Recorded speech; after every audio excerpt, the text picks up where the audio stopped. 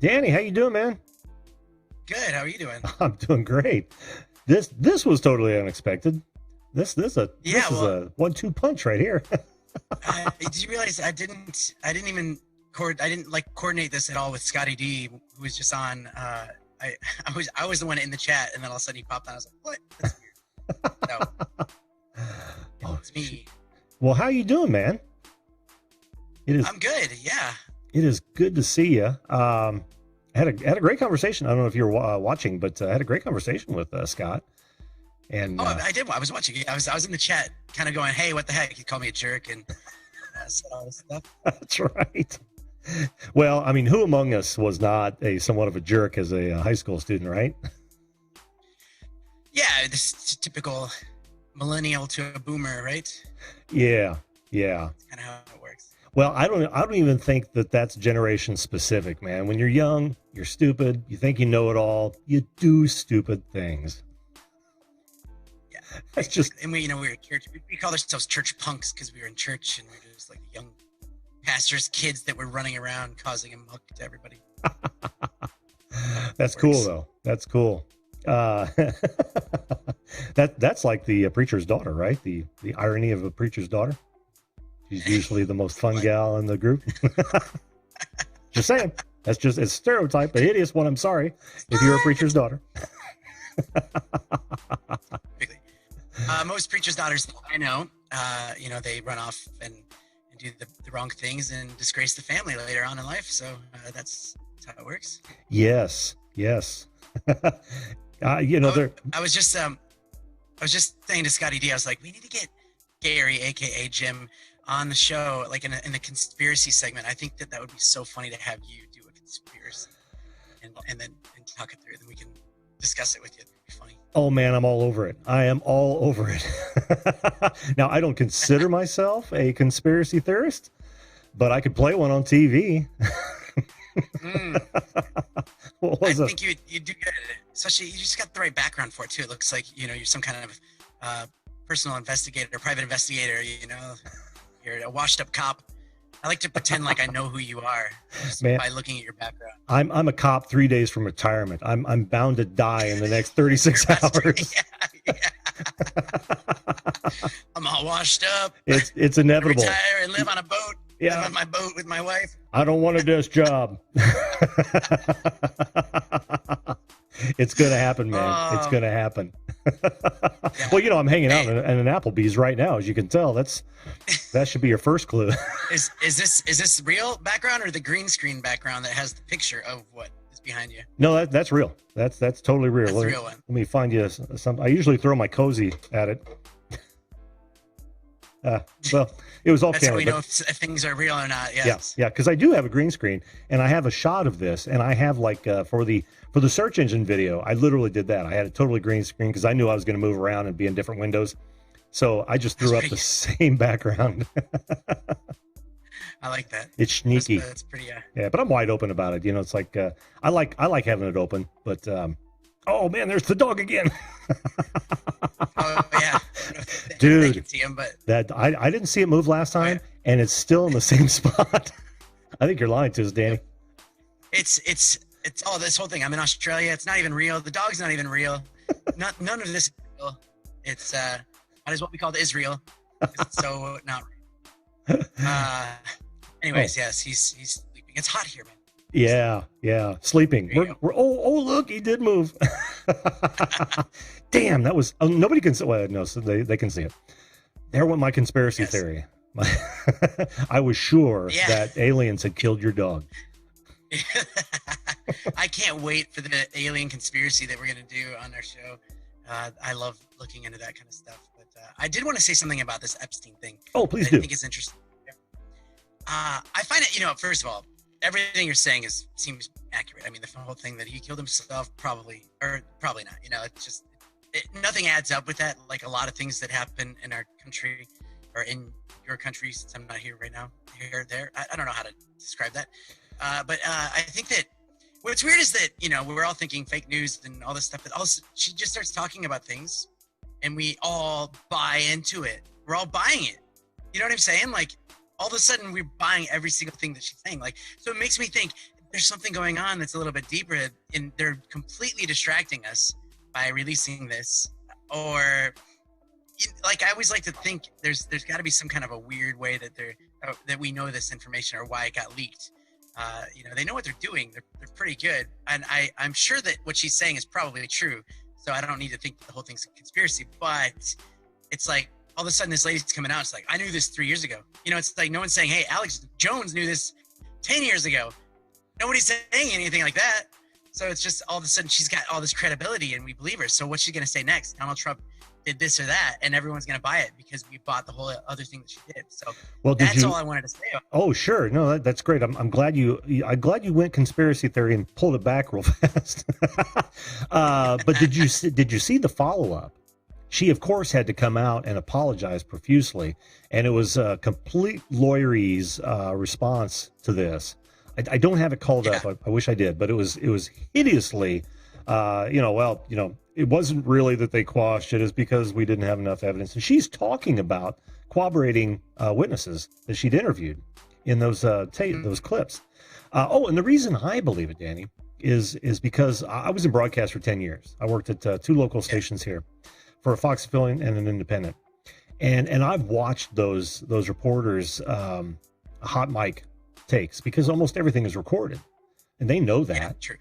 So what you say has a little bit of validity, but listening to her, it was things that she'd been thinking about, things she knew, frustration. No, here's the thing: if that would have been a video from 3 years ago, her saying that, then I'm just saying that would give it a little bit more validity to it than her just saying, hey, I mean, this is frustrating. I knew this 3 years ago.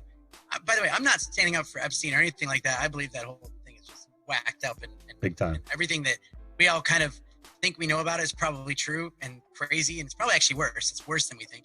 And I enjoy watching it kind of unfold because I'm like, it's always good to get the bad guy in that situation. Yes. And especially if it's going to attack the royal family and maybe take down some of that crap. I apologize to that masked guy that you have on your show. Seems like he'd probably be upset if something happened to the royal family. But Gamer. Yeah, yes, maybe Gamer. A little. He might surprise you. I think that guy he's brilliant. He's brilliant on the show. He is. I love Gamer. He's been on several times, and we always have fun beating each other up for the most part. But occasionally we come off with some gems, and it's awesome. Yeah. Scott Donnelly is in the chat. Is that Scott's other channel? Is that? Yeah. So Scott Donnelly is Scott Donnelly. I was under Not So Morning Show. That was me. So okay. I mean, I'm sure he'd probably be in the chat, but he'll probably be in the chat more as Scott Donnelly. And I'd be in this, either Where Is Danny Black, which is my main channel, and then the Not So Morning Show is the thing that we created a month ago. And how we created it was, I had that channel for about a year. I did this thing last year, maybe it was 2018 maybe, and it was like called July. I went live every day in July, back when it was kind of cool to go live, and like it was like, whoa, this guy's live doing this, what? This is crazy. And so I went live every day in July, and I didn't want to stop, but at the same time I didn't want to do it too much on my bigger channel. So I created the second channel called Here Is Danny Black with an X, so people would know the difference between Where Is and Here. And I kept going live every other day, and then it just became way more of a hassle to keep up. So then I went down to like every 5 days, and then it was just like, screw it, because it's so hard to keep it up in that regard. Now, like as a morning show, when you kind of are ready to go with it, that other stuff was just, I'm going out, I got to go do this live thing, I got to prepare what I'm going to say, and I'm going to be out in the field doing this, and so I wanted to transition it to this, which is I'm really excited about. So it kind of was just like, hey, it's morning time. My wife was leaving for work. This would be a great way to do it, to get my day started so that I'm motivated to be like, hey, the day's going and I'm ready to hit it. And then we're just like, well, Scott is an amazing talker. Like you see him talk, he's just like perfect. So obviously I've been talking too much. Danny is not an Epstein fan.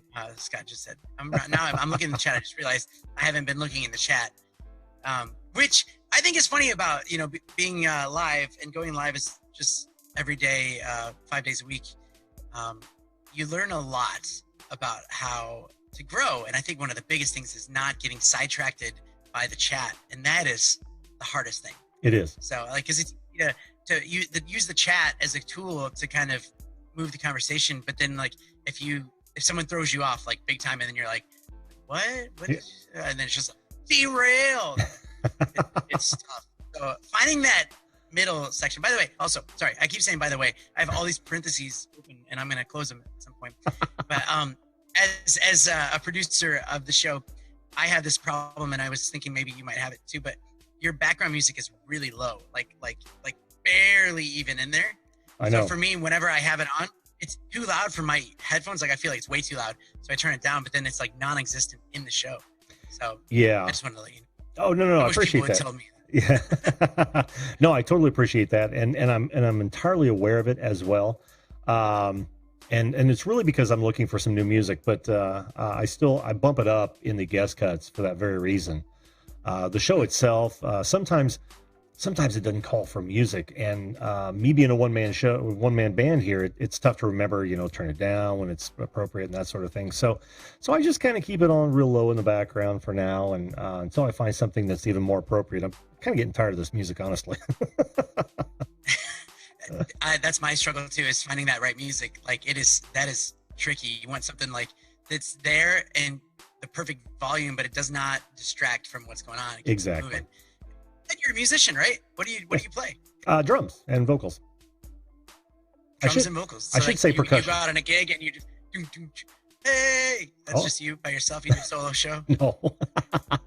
No. I'm usually looking at a bunch of guitar men's asses, but the occasional female fiddle player, but beyond that, no, I'm behind the kid. You didn't say her ass. I didn't.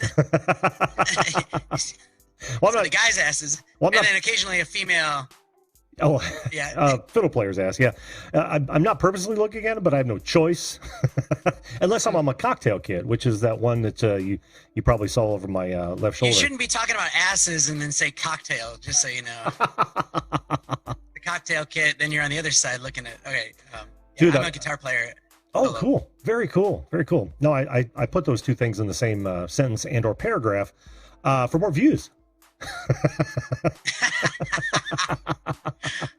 I like you, Gary. Gary, you're a good guy, and I hope to collaborate more with you on our show and in your show whenever you need us and stuff like that. So, I'll let you get to your next guest. I just wanted to say that little bit about the believability of the lady, because she said it now.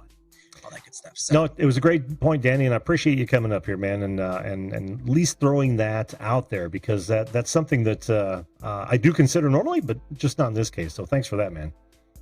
All right. All success with your show. Yeah, keep that dog alive. We're gonna have a. That was my sign off. We're gonna have a crowdfunding just to get that dog back on its feet. I like it. Thanks, Jim. Hey, thanks Danny. We'll see you.